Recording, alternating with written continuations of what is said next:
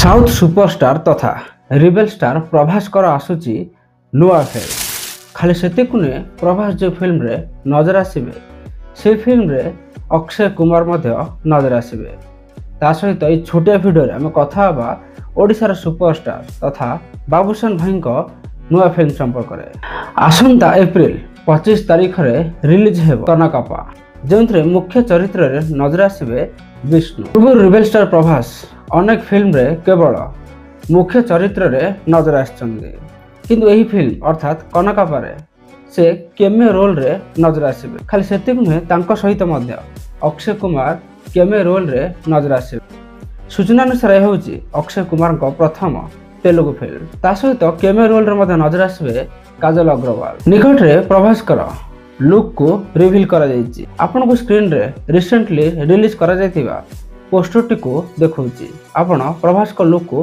देखंतु। तेबे आसंत कथा हबा ओडिसार शान तथा हॉलीवुड रो सुपरस्टार बाबूशान भाई को फिल्म अंतर्यामी संपर्क रे बहुत दिन हेबो फिल्म रो शूटिंग चलीछि। सूचना अनुसार सिनेमाटे एई वर्ष दुर्गा पूजा रे रिलीज हेबो सेपटे अनुभव भाई को रावण मध्य एथर दुर्गा पूजा रे रिलीज हेउछि।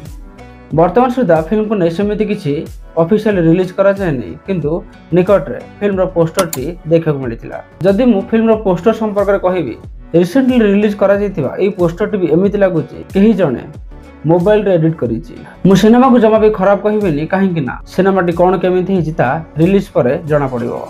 सेपट मध्ये शूटिंग चलीछि बाबूशान भाई को नुआ ओडिया फिल्म बोउ बुटु भूत।